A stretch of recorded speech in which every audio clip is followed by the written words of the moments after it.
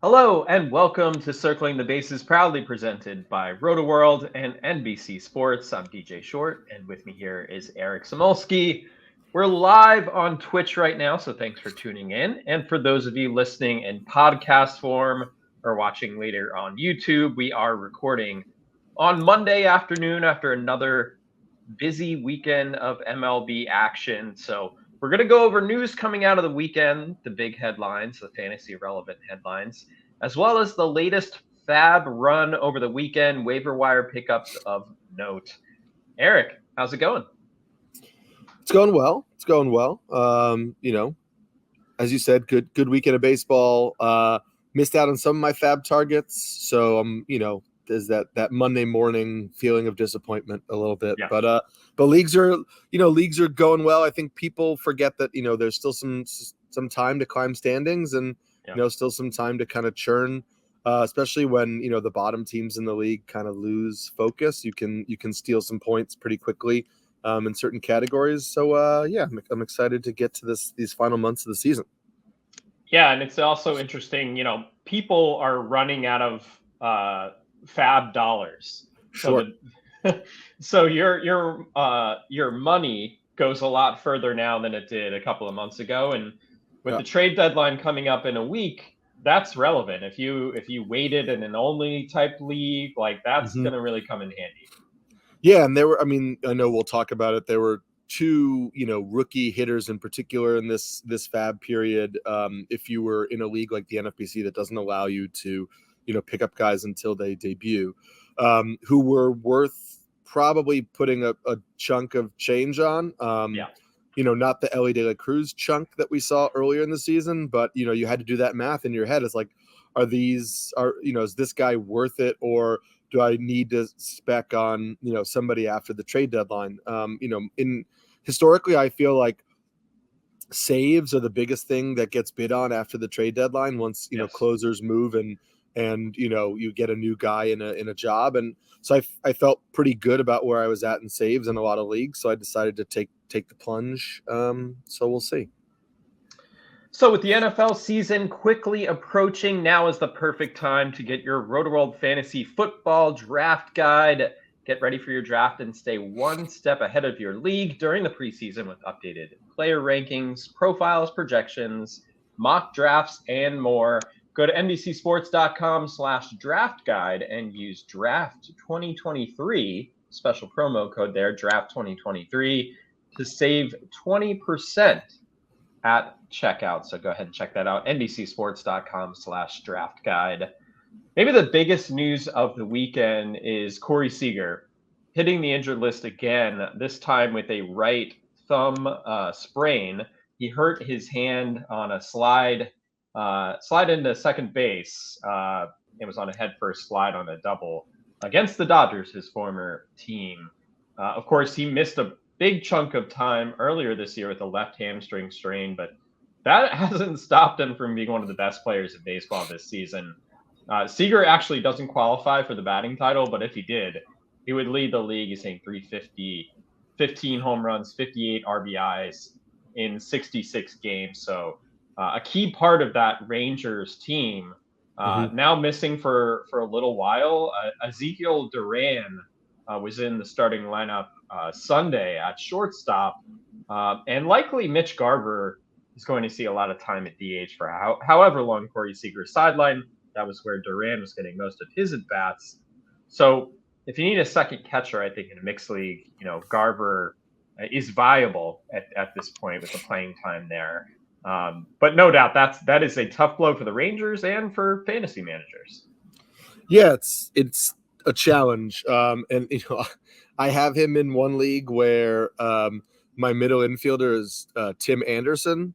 So it's like technically I have a shortstop replacement, but do I really? Because he's not really given much of anything. But yeah, I mean, I think the as you mentioned, Duran has been the natural replacement sliding over to short.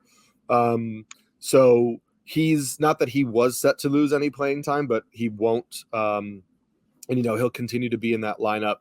I did notice that on Sunday, Brad Miller also resurfaced from the depths. And that may have had something to do with the fact that Adolis Garcia also was out of the lineup Sunday because he got hit with a 98-mile-an-hour fastball in the hand on Saturday.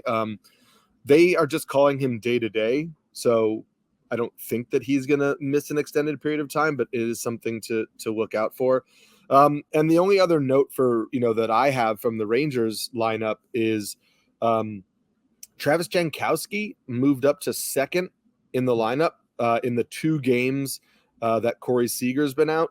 And that's just of note because Jankowski is actually hitting pretty well. He's had a good year, yeah. He's in the second half of the year, he's hitting just under 300, but he's up over 300 for the year. And then, the steals are kind of like where you're making your hay in fantasy. I mean, he's got 15 stolen bases on the year. So now you've got a guy who's hitting over 300 with 15 steals, who's now going to hit at the top of the lineup. So he'll also give you runs. So you've got a guy who was a 2-category contributor who's now can be a 3-category contributor. And in deep leagues, I don't think you're not picking him up in your 12-team leagues, but in deep leagues, that's a value boost while Seager's out. Yeah, and Jankowski makes contact. He gets on base. He does not hit the ball hard at all. No. He doesn't have a single barrel in 133 batted balls this season, but sprint speed 88. So the speed's legit. You'll love the volume near the top of the lineup. He also plays really good defense. So he's been a valuable player for the Rangers this year. And yeah, I mean, I think in a deeper mixed league, he does make sense as a pickup, assuming he stays near the top of the lineup. But let's talk shortstop replacements or middle infielder replacements. Now, shallow type leagues, Tim Anderson has been a little better recently. Whether that's sustainable, we'll see. He's out there in 41% of Yahoo leagues. Orlando Arcia is available in 48% of leagues. In that Braves lineup, he's been a nice surprise this season. But looking a little bit deeper at shortstop eligible players, Michael Garcia, I think we both like him. Jordan Westberg with the Orioles. Zach Neto with the Angels. And then you get a little bit deeper, Mauricio Dubon, Jorge Mateo, who's really tailed off since the start of the season. Luis Garcia with the Nationals. I believe he's eligible at 3 different positions. So that's kind of what you're looking at. Out of those 6 names I mentioned, Garcia, Westberg, Neto, Dubon, Mateo, Garcia, who are you liking? Yeah, I still think it's Michael Garcia. We've talked about him a little bit, and I know you're not getting a lot of power from him, and the batting average has fluctuated up and down as it usually does with rookies. But he hits the ball hard. Hits the ball hard in the air too, so there is some potential power upside if he were to kind of raise the launch angle, which is I think like 4 degrees right now. So he doesn't get a lot of barrels and he doesn't hit a lot of home runs, but we know he makes authoritative contact, and we know he can run. He's just going to be locked into at bats in a Royals lineup that isn't great, which is also the downside of like you're not getting a ton of runs and RBIs. But I still like that profile. I'm kind of into Willie Castro too, who is available. I'm trying to get this figure right now. He's only rostered in 14% of Yahoo leagues, but he has 23 stolen bases on the year. They move him around all the time. When Polanco comes back, there may be a little bit of playing time crunch, but we're not there yet. And then another name, if you are in a league where you can pick players up like right now, like not an NFBC league, but Ezequiel Tovar is now rostered in under 50% of leagues, and the Rockies play the Nationals for 3 games on the road, and then they play Oakland at home. So it's a pretty good week for Rockies hitters. And I kind of think like it's just a position where you're going to have to go week by week unless somebody who shouldn't be sitting out there is sitting out there. Shortstop just didn't really have the depth that I think we all thought it was going to at the beginning of the year. And I think you just piece your way through it until Seager comes back. So you mentioned the Twins situation with Jorge Polanco. Looking at the middle infielder potential replacements, Eddie Julien with the Twins has been ridiculous recently. And I think the Twins have indicated like Julian's going to play. He's going to be in that lineup when Polanco comes back. He's been arguably their best hitter recently. Alex Kirilloff has really taken off as well recently. He's a favorite of mine. Trevor Story is on a rehab assignment right now. I think he's worth watching. Coming back from Tommy John surgery, he's only second base eligible. we'll see what happens there. Wilmer Flores has been one of the hottest hitters in baseball recently. Should probably be playing every day. He's usually known as a lefty masher, but he's been pretty competent against right-handed pitching.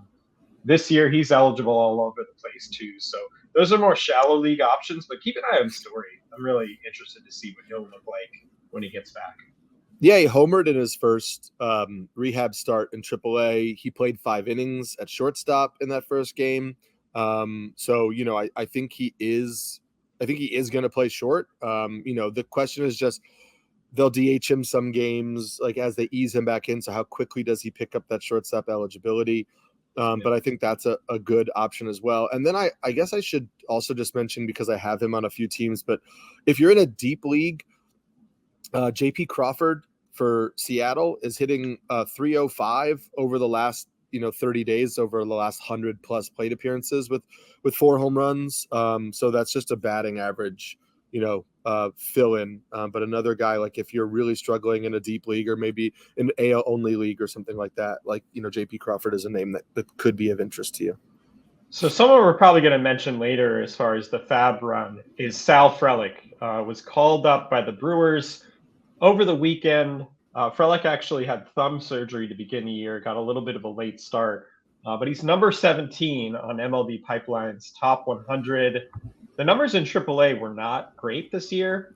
247, 333 on base, 342 slug, 2 homers, 8 steals in 40 games. But he is a contact machine. Very good speed as well. Even with the down numbers this year in AAA, 19 walks against 18 strikeouts. He's a 314 hitter over 197 games in the minors. So what we've seen so far in AAA, again, 40 games, small sample, coming back from thumb surgery, not necessarily representative of who he actually is, but 197 games in the minors, 15 home runs. That kind of tells you, kind of the question or maybe limitations to what Frelick could be in fantasy leagues. What's interesting, though, he swung the bat well since coming up. I think he had 3 hits in his debut. Batted 6th in his debut. Batted cleanup on Sunday. So good lineup real estate in a hitter-friendly ballpark. Where do you fall on Frelick? Yeah, I'm interested for sure. I mean, I think, especially, on base leagues, you mentioned that he makes a lot of contact. In 86 games at AAA spread out across last year and this year, he walked more than he struck out. He had an 8.8% walk rate last year in AAA with just a 7.4% strikeout rate. And then this year, even though he wasn't swinging the bat, he wasn't making a lot of like useful contact coming off the injury, still walked 10.4% of the time with a 9.8% strikeout rate. So you've got a guy who has a clear feel for the strike zone, the ability to get the bat on the ball with plus speed. So, in a hitter's park. So some of those, doubles may turn into home runs, just, playing in Milwaukee, but that's a boost for you, right? That's a little kind of like cherry on top. You're looking at a guy who might hit high 200s with good stolen base totals. And if they're going to hit him near the middle top of the lineup, we'll see where that kind of lineup position settles. There's some decent run potential there in what I think is still a decent lineup. Hopefully, they get Rowdy Tellez back and he remembers how to hit a baseball. So that, there's some potential in the second half of the season for the Brewers to pick it up a little bit. So yeah, I think it depends on category needs. Obviously, if you really needed home runs and RBIs, I don't think Frelick is, your guy for waiver wires, but stolen base and batting average, he's probably, one of the better finds you'll get. Yeah, I've seen some people throw out the Steven Kwan comp fantasy wise, and I think that would probably be the best outcome in the short term. If he could have a season like Kwan had last year. Kwan not quite as good this year, but I could see that. That makes sense to me. More Brewers news. Brandon Woodruff on his way back. He's been out for 3 months all season, right shoulder, most of the season, with a right shoulder strain. He hasn't pitched since April 7th, and he was really good in that start. The velocity readings were good, 3 scoreless innings in his first rehab start, and High A, Wisconsin on Saturday. Only threw 32 pitches, so he's in the process of getting stretched out. It's basically like starting at square one from spring training. So you would say maybe three more rehab starts, probably mid-August or so. But if you've been waiting all this time, and like I said, the velocity readings were great. 97 miles per hour was his top speed there in that start. Could make a huge difference in real life for the Brewers if they're trying to secure the NL Central. But when it really matters, fantasy playoffs, end of the season, you've been waiting, stashing him in an IL spot. He could be a top 20 starting pitcher the rest of the way. Yeah, I was really big into Woodruff coming into the year. There was the narrative that I was a part of perpetuating was, he struggled at the beginning of last year when he was dealing with, the issue where he was feeling tingling in his fingers and he couldn't really grip the baseball, and there were just some nerve issues. And once that got settled, for the final 2/3 of the season, he was lights out. I mean, sub-3 ERA, the same guy that we had seen the year before. So I was really kind of buying in on Woodruff as a clear top 10 starting pitcher this year. Obviously, he's only thrown just over 11 innings while battling that injury, and they were a good 11 innings. So I'm hoping we're just gonna get high end production out of him again. I think if the Brewers are pushing for a playoff spot as they are right now, you might not see them immediately let him go 7 innings out of the out of the gate, right? Even when he comes back, might be a couple 5-inning stints, try to build him up a little bit so he's fully ready to go come the playoffs if they can qualify. But I think even if you're getting 5 innings, you're hopefully getting 5 really good innings with solid strikeout numbers.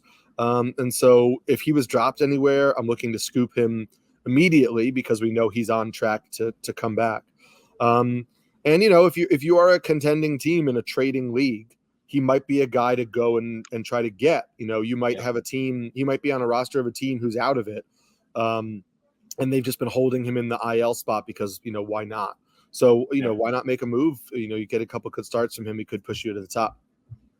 So the Braves have made a couple of trades today, kind of more lower level trades. They picked up Taylor Hearn from the Rangers. I think that's just optionable depth. I think Hearn has an option left, but Pierce Johnson was an interesting pickup from the Rockies here, and the Braves sent 2 pretty decent prospects back to the Rockies. Victor Vodnik, who was a starting pitcher, now at this point he's just a reliever, but he's very close to making an impact in the majors. Tanner Gordon, I think he was the 6th-round pick of the Braves a couple of years ago. So Vodnik was the number 10 prospect in the Braves system. So I think the Rockies did well here. Pierce Johnson, if you look at his numbers this year, 6 ERA in 43 appearances, but not surprisingly, it's been much better on the road. And just a couple of years from being a very good reliever with the Padres, had a 3.22 ERA in 2021, 2.70 ERA in 2020. So I'm sure the Braves will turn him into one of the best relievers in baseball here. As they do. Yeah. So we'll see what happens the rest of this week. I think it's going to be interesting. Of course, this isn't really jumping off the page fantasy wise, but there was a report from Mark Feinsand of MLB.com this morning, and it said the Reds have told other teams they're willing to trade 2021 NL Rookie of the Year Jonathan India for young, controllable starting pitching. As we know, the Reds are overflowing with talent, a lot of infielders in their system, so on the roster and on the way. So this is kind of one of those things of, there's some excess there. If they can get some value, they'll be open to it. I've been thinking about this for a little bit, and it's hard for me to find the most obvious fit on the market. Everyone wants young, controllable starting pitching. Right. So I don't know how seriously to take it, but the Marlins seem like they make some sense. The Dodgers maybe too, but I wonder if you've been thinking about that. But I think India, he's slowed down from a really good start to the season, but I feel like teams should be interested in him. Yeah, and I see people the Reds doing the Reds thing, trying to sell off, because India is obviously the most expensive of the guys in the infield right now, the Ellie De La Cruz, Matt McClain, Spencer Steer, Encarnacion Strand, because they're literally all rookies are in their second year. But I don't look at it as like the Reds being the Reds. Like India is a solid starter. I know he's there's the clubhouse factor with him in Cincinnati. Mm-hmm. He, is viewed as a leader. He is a 250, 260 big league hitter who will hit 20 home runs and steal close to 20 bases in a good season for him. And that's totally solid. Like there's nothing wrong with that profile at all. But it's not like trading away India so that your infield can be Matt McClain, Ellie De La Cruz, Christian Encarnacion Strand is like, giving up, or is the Reds doing what the Reds do? Like, I think India is somebody who will interest other teams, but the Reds are keeping guys who are probably have higher upside than Jonathan India does. The Marlins, I know you mentioned that. To me, it's like, I don't know where Luis Ariz plays other than second base. I mean, the Twins moved him to first because he was a pretty mediocre defender. So the Marlins could do the same thing. The Dodgers seem like a natural fit. I would say, the Giants have the Thairo Estrada injury. I know he's, I think he's on the way back, so that might not be a fit. You look at contending teams, like the Diamondbacks aren't really making that move because of Marte. Could the Phillies, I don't really know. The Braves are set there. So, and Bryson Stott's been playing well for the Phillies, so it wouldn't be them. I just don't, there's not any clear cut fit here. It would, the Brewers could use some help, but they're not going to make that trade because they're competing for the same exact spot. So I don't know. I'll be interested to see where he winds up. I think that he's a talented player who I think will see a dip in production moving out of that ballpark. I think that ballpark has probably helped the home runs a little bit. An interesting thing, I've heard that the Guardians could be buyers. I wonder if there would be any thought to they have a lot of young controllable pitching. I wonder if there'd be any thought to, moving Jimenez back to shortstop and putting India at second. Ahmed Rosario has been fine, but, I don't think Ahmed Rosario should be blocking you from trying to upgrade your lineup. Yeah, especially the Guardians who need all the help they can get offensively. So just a quick note for our listeners. It's a star-studded battle this Sunday on MLB. Leadoff as Shohei Ohtani and the Angels, hopefully Ohtani will still be there, travel north of the border to face Vladimir Guerrero Jr. and the Blue Jays. Find out if there will be fireworks at Rogers Center at 11:30 a.m. Eastern, exclusively on Peacock this Sunday. That is a very, very fun matchup there. So I think an interesting situation is the Marlins. We mentioned them a few minutes ago. But the Marlins, they're right in the thick of the playoff race here. AJ Puck blew another save yesterday. Now has a 9.82 ERA in July with 4 home runs allowed. Tanner Scott actually gave up the go-ahead run on Saturday against the Rockies, but that was the first run he had allowed all month. He's been dominant. Has a 2.81 ERA for the year. Tanner Scott only rostered in 22% of Yahoo leagues. I saw him picked up in a couple of my leagues this weekend. And with the Marlins, where every win means so much, I think we could see that job change hands here. Yeah, I mean, they have come out and said that they're trying to play matchups with Puck and Scott and put them in situations that best fit their skill sets. Puck was really good for all of June, really, and has struggled a bit of late. So I'm not fully willing to give up on him. To me, it makes sense for the Marlins to make a move for a right-handed reliever, right? I mean, I've never been huge on Dylan Floro. I know he's still there, but you got Puck and Scott who are both lefties. If you're trying to compete, you might want to find a righty who can close games for you. Not that the Mets would trade them David Robertson, but that's a name that gets floated out there. Yep. The Tigers have Alex Lang, There are some guys like that. The Royals have Scott Barlow. Bednar with the Pirates. It would take a lot for Bednar to be traded, but sure.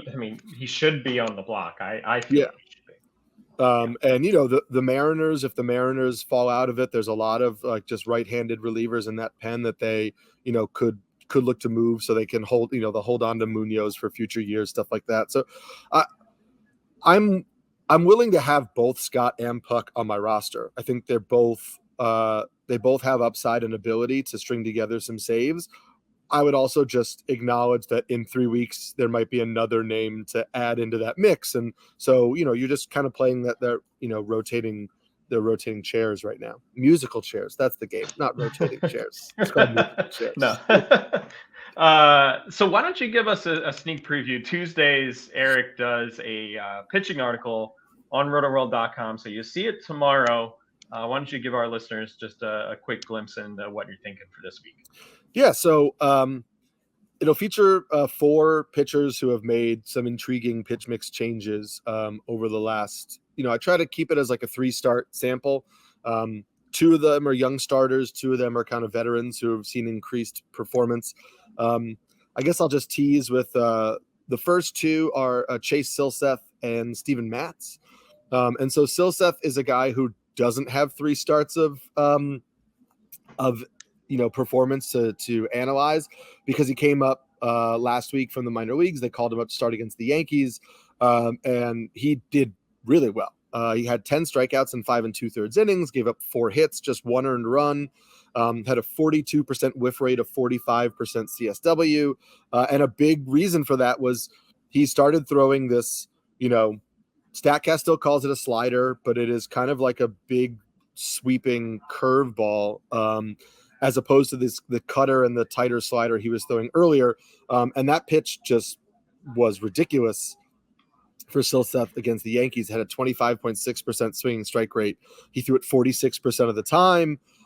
So that's kind of like a pretty eye-opening pitch that now we just want to see how the rest of the arsenal shakes out there. But again, we talked about the Angels and them kind of falling out of contention. There's really no reason that they don't give him a little bit of leash. 23 years old, has been really good in the minor leagues. Yeah, they've yo-yoed him back and forth between reliever and starter, and I think that there's some upside there for him as a starter. And the next guy is Steven Matz, who I feel like is constantly talked about as like, Steven Matz, it's the sleeper, or Steven Matz going to break out, and it never happens. And from watching the Mets all the time, is like maddeningly inconsistent has kind of been the MO for his career. But he's been really good since moving into the starting rotation again. They had him again in the bullpen for a little bit. He's up to changeup usage. The changeup is his best swing and miss pitch. It's actually just his best pitch in general. So that's been really good for him over the last couple of starts, has really kind of improved the strikeout numbers. He's got 19 strikeouts over those last 3 starts, which is just in 14 2/3 innings. And again, another team where maybe they're showcasing him for a trade. The Cardinals seem to be selling. Who knows where he winds up? Maybe he winds up in a good pitcher's park. Maybe he winds up with a team that can optimize his, arsenal a little bit. Matz to me is somebody where I'm just going to ride the hot streak for now. I think that there's a change that's led to some success. I don't know how long it's going to last. But he gets Arizona, which isn't a phenomenal start, but not one I'm like running away from. And then we'll see where it goes from there. But those are 2 of the 4 guys. So make sure you check out the article tomorrow for the other 2. Awesome. Very good. Brandon Pfaadt came back to the majors over the weekend. Gave up 3 runs in 6 innings, struck out 6, walked none against the Reds. So pretty decent start there. All 3 runs allowed, though, were home runs. So he's now allowed 12 home runs in 31 2/3 major league innings. I think it's dangerous, but we saw enough on Saturday. I think he had a rough first inning. Then he was like awesome for 4 innings, and then the home run. So I'm still a little nervous to use him, but at least a step in the right direction. I think the team has been clear that they expect home runs. It's kind of just part of the way he pitches. The fastball doesn't really miss a lot of bats, and when it gets hit, it gets hit hard. But the changeup and the sweeper both looked really good. And that changeup looked better than I had seen it in the past, so that's intriguing to me. But I think it's always going to be a risky option. There's always that risk for a blow up when you've got a guy who every hard hit ball could turn into a home run. That feels like Max Scherzer these days too. Four home runs. Yeah, that was gave up against the Red Sox on Saturday. Listen, he ran into red hot Tristan Casas. Yes. So what are you going to do? But yeah, from start to start, I don't know what to expect from Max Scherzer at this point. And Verlander's been better recently, but it's not the Verlander. And I do wonder with these older pitchers, like, the pitch clock, when you're 38, 39, and you're trying to be max effort-ish, that's got to be tough for a pitcher who's been in the majors for 15 years. And Scherzer's talked about it. I mean, he hasn't, he's mentioned like the strategic element, which he finds interesting about, now like calling his own game and stuff a little bit. But he's been pretty vocal that he's not a huge fan of being forced to work as quickly as he's being forced to work. So I think that's a component to it. Listen, I don't think the Mets would be crazy to float his name out there at the trade deadline. I don't know that you could get rid of both Verlander and Scherzer because you don't have a rotation for next year, and very clearly the Mets are going to try to run it back next year and contend. But if you got rid of one of them, we know that Steve Cohen's going to spend money in the offseason because that's his MO. And I think that we might be seeing the decline for Scherzer. He's still like a pitcher, and he's still talked about how he's really relying on sequencing and mixing in his breaking balls, and he's not just going to overpower hitters anymore. And he has the mental aptitude and understanding of how to maximize his stuff at this, without having, the raw stuff that he used to. But that doesn't necessarily mean he's going to go back to being a low 3 ERA pitcher. He can maximize the stuff as best he can, but if it's more hittable stuff, then you're always going to run into teams that are going to get you. Right. The Giants were mentioned as a possibility for Verlander over the weekend. John Morosi of MLB.com floated them as a possibility.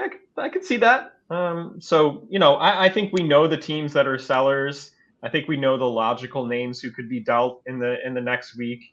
Marcus Stroman, like Lucas Giolito, guys like that. But maybe we'll be surprised here. There are a lot of hurdles to trading a Verlander or Scherzer, but maybe we'll be surprised.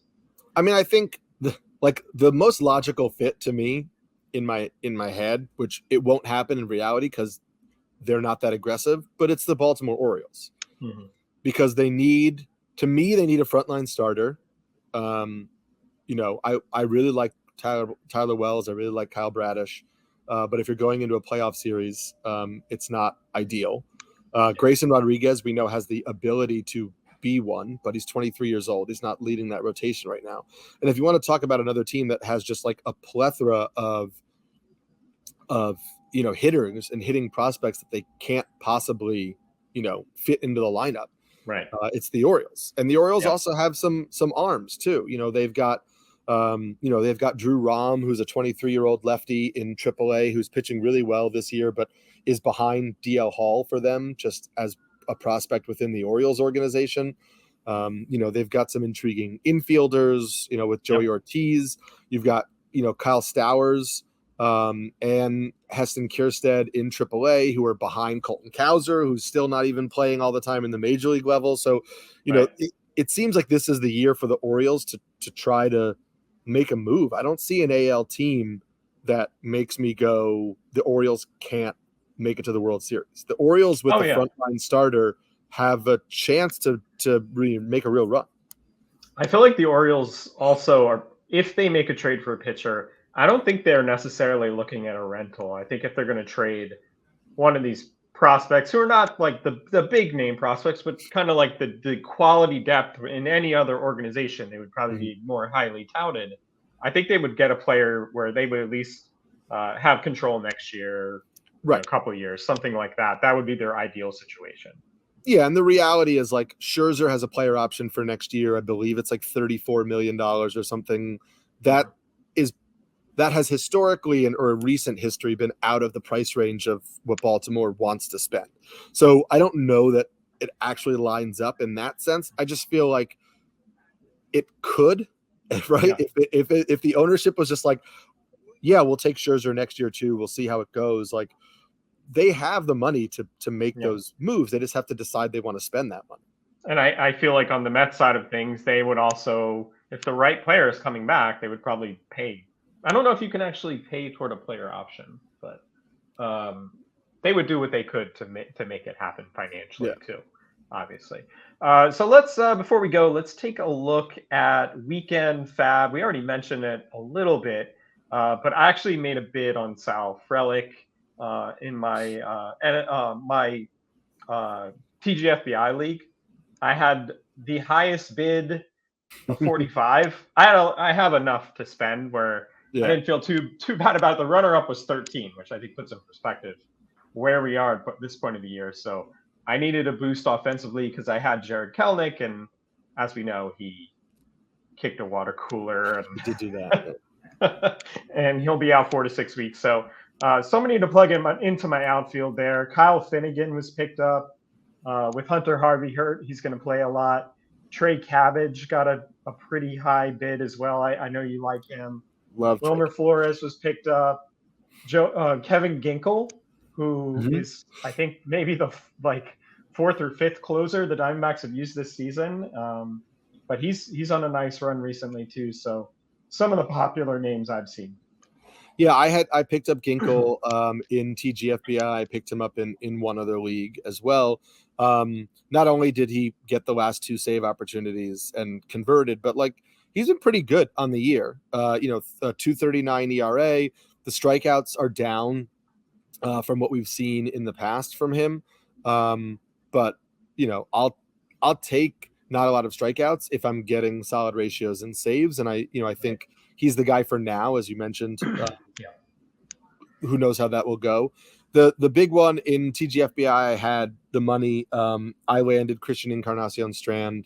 I'm going to take a swing. I feel like he has gotten that kind of strikeout rate a little bit under control in AAA so far in his MLB games. That has also remained. It's pretty clear that the Reds are just rotating guys to keep everybody in the lineup for most of the games during the week. If they move India, maybe that's more full-time reps for Encarnacion Strand, who has kind of like game-breaking home run ability in fantasy league. So I like that move. And I also added in a couple 15-team leagues, I added Luis Medina, who I wrote about last week, and then he went out and had a really good performance against the Astros too. He did, yeah. And Medina's somebody I posted a video on Twitter today, so you could check that out on my Twitter account, which is @SamskiNYC. It was retweeted on the RotoBaller accounts too, so you can check that out. But basically, like Medina, he now throws a sinker that gets really good ratings on Stuff Plus, and he can actually command it better than he can command his fastball. He's added a slider. He added a slider in May, which he's continued to kind of tweak. Basically 3/4 of his arsenal is new as of like the middle of May. And so it took him a while to figure it out. And I think he's figuring it out. And, I wouldn't add him in 12s yet. But I think that he's intriguing. And then I stashed in a 12-team where I'm a 12-team OC where I'm leading right now. I stashed Chris Sale, figuring, he threw a bullpen session again over the weekend. This week he's facing live batters, and then that will go to a rehab assignment. So probably like mid-August for Sale, but gets you a month and a half of starts with the Red Sox on the periphery of the playoff race right now. So I think they're going to use him to end the year. So in my Tout Wars mixed draft, let's see, Ginkel was the top bid of the week among pickups. But then from there, Michael Grove, Wilmer Flores, Chase Silseth, who you mentioned, Tanner Scott, Randall Grichuk is a decent play this week, I think. Power-wise, in that Rockies lineup, gets some games at Coors Field. So it's just kind of a a smaller group of players being bid on at this point because there's a lot of teams out of the race. But if you have some fab dollars left, you can definitely it can go a bit further than it did a couple of months ago. Michael Grove is somebody who may be written about in future iterations of the Pitch Mix article I'm doing. He just missed this one because I don't. We'll see if he sticks in the rotation. But he added a cutter on June 23rd. It was the first time he threw a cutter, and then his last start, the cutter was his second most used pitch. He was throwing it 30% of the time. And it doesn't miss a lot of bats, but it induces soft contact. And he's abandoned his sinker, and so he's kind of four-seam cutter curveball now. But just a younger pitcher. I mean, he's 26, but young in terms of MLB experience, who's adjusting and tweaking the arsenal in a good organization that's clearly involved in making those changes with him.